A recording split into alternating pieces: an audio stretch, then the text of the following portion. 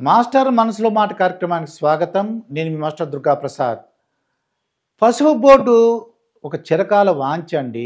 మన తెలంగాణ రైతులు ఆ పసుపు బోర్డు కావాలని చెప్పేసి ఎలక్షన్లో ఇది మోడీకి పోటీ చేసిన చోట ఒక 20 మంది రైతులు కూడా అక్కడ కూడా నామినేషన్ వేశారండి. ఇది అంటే మోడీకి విషయం ఏంటంటే ఈ పసుపు బోర్డు రైతులు అక్కడ నామినేషన్ వేసి మాకు ఈ బోర్డు యొక్క ఆవశ్యకత గురించి ఆయన దృష్టికి వెళ్ళేలాగా వాళ్ళు చేశారు, నామినేషన్ వేయడం జరిగింది. ఆ తర్వాత ఈయన మనకి ఈ సెంట్రల్లో ఎలక్షన్ గవర్నమెంట్ ఎంపీ ఎలక్షన్ జరిగినప్పుడు మనకు ఒక హామీ ఇచ్చారండి. మోడీ గారు కూడా హామీ ఇచ్చారు, మేము ఎలక్షన్లో గెలిస్తే మీకు పసుపు బోర్డు ఏర్పాటు చేస్తామని చెప్పి.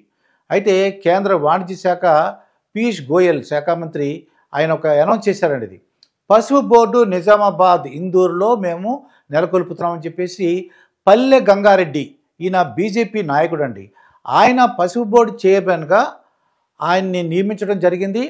ఇది వర్చువల్గా అంటే వీడియో కాన్ఫరెన్స్ ద్వారా అది ప్రారంభించడం జరిగిందండి.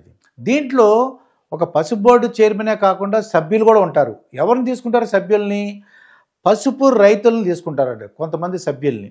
అలాగే ఎక్స్పోర్ట్స్ని, ఈ యొక్క పసుపుని ఎక్స్పోర్ట్ చేసే ఎక్స్పోర్టర్స్ ఉంటారు, ఆ ఎక్స్పోర్టర్లు చేసే ఎగుమతిదారుల్లో కొంతమంది తీసుకుంటారు. అలాగే దీంట్లో పసుపు వీళ్ళు ఎక్స్పర్ట్స్ అనమాట. అంటే వాళ్ళు కొంత నిపుణులు ఉన్నారు, కొద్దిగా ఎక్స్పర్ట్స్. రైతులు తీసుకుంటారు, దీంట్లో సభ్యులుగా రైతులు ఒకళ్ళు తీసుకుంటారండి.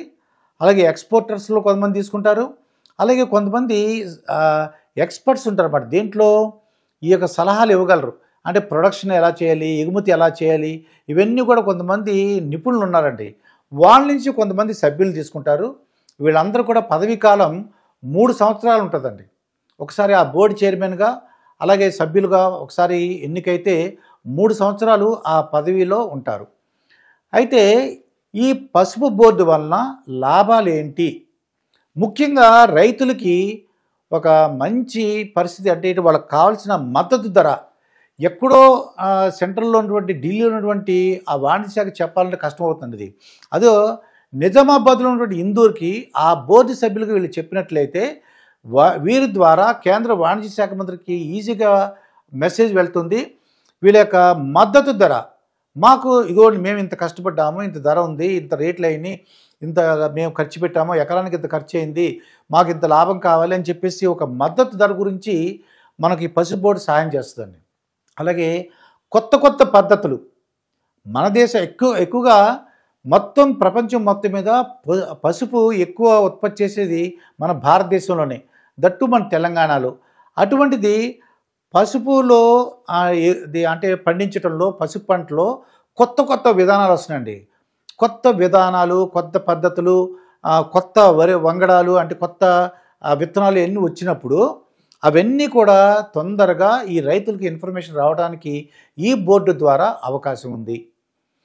అలాగే వీళ్ళు అంటే స్టోరేజ్ ఫెసిలిటీస్ ప్రస్తుతం సరిగ్గా లేవండి. ఈ పసుపు బోర్డు ఉండటం వలన స్టోరేజ్ ఫెసిలిటీస్ బాగుంటాయి.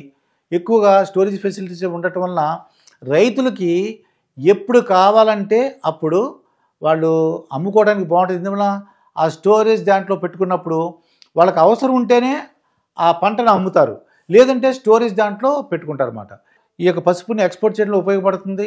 అలాగే మనకి స్టోరేజ్లు వస్తాయి, కొత్త పద్ధతులు తెలుస్తాయి. రైతులకి ఏమైనా సలహాలు సూచనలు కావాలంటే ఈ పసుపు బోర్డు ద్వారా వస్తాయండి. ఇవన్నీ కూడా రైతులకి ఉపయోగపడేవి. ఇక రాజకీయంగా చూస్తే నిజామాబాద్ ఎంపీ ధర్మపురి అరవింద్ గారు చాలాసార్లు వాగ్దానం చేశారు, నేను 100 రోజుల్లో ఈ పసుపు బోర్డు నేను గెలిచిన వెంటనే 100 రోజుల్లో తీసుకొస్తానని చెప్పేసి. దీంతో ఆయన కళ నెరవేరినట్టయింది, అలాగే రైతుల యొక్క కళ నెరవేరైందండి. దీనివలన మనకి మొత్తం రాజకీయంగా ఏ విధంగా ఉపయోగపడుతుందో చూద్దాం. ప్రస్తుతానికైతే ఈ పసుపు బోర్డు వలన రాజకీయంగా లాభపడేది బీజేపీ అండి. ఎందుకంటే బీజేపీకి ముఖ్యంగా ఇక్కడ తెలంగాణలో బీజేపీకి కాంగ్రెస్కి ఈ రెండింటి మధ్యనే పోటీ ఉందనేసి ప్రజలు అనుకుంటున్నారు. కొద్దిగా బీఆర్ఎస్ వెనకబడి ఉంది, వాళ్ళ మీద కొన్ని ఆరోపణలు వస్తున్నాయి, వాళ్ళు సరిగ్గా నాయకత్వం కొద్దిగా ఇబ్బంది పడుతుంది, ఇలా రకరకాల వదంతులు వస్తున్నాయి. కాబట్టి ప్రస్తుతానికి మనకి కాంగ్రెస్కిను బీజేపీకి ఈ రెండింటికే పోటీ ఉంది. ఇది రాజకీయంగా కూడా బీజేపీకి ఎంతో ఉపయోగపడుతుందని చెప్పేసి కొన్ని వర్గాలు చెప్తున్నాయన్నమాట. ఏదేమైనా మనకి ఒక పసుపు బోర్డు తెలంగాణకు రావటం ఎంతో సంతోషకరమైన విషయం. ఇది అందరికీ రాజకీయంగా ఉపయోగపడుతుంది. అలాగే డబ్బు అంటే ఒక దానికి వాణిజ్యపరంగా కూడా ఉపయోగపడుతుంది ఇది. అయితే ఇది పసుపు బోర్డు యొక్క కథ. మరొక వీడియోతో మీ ముందుంటాను. అయితే మీకు నా దగ్గర నుండి ఎటువంటి ఇన్ఫర్మేషన్ కావాలి, లేదంటే ఎటువంటి వారిని నేను ఇంటర్వ్యూ చేయాలి అని మీరు భావిస్తే, మీరు నాకు తెలియజేయాలనుకుంటే కామెంట్ రూపం ద్వారా తెలియచేయండి. నేను తప్పకుండా మీరు ఏమైతే చెప్పారో అటువంటి వారిని ఇంటర్వ్యూ చేయడానికి కానీ, అటువంటి ఇన్ఫర్మేషను మీకు కావాల్సిన ఇన్ఫర్మేషను నేను ఇవ్వడానికి ట్రై చేస్తాను. మరొక వీడియోతో మీ ముందుంటాను. మీ మాస్టర్ దుర్గా ప్రసాద్.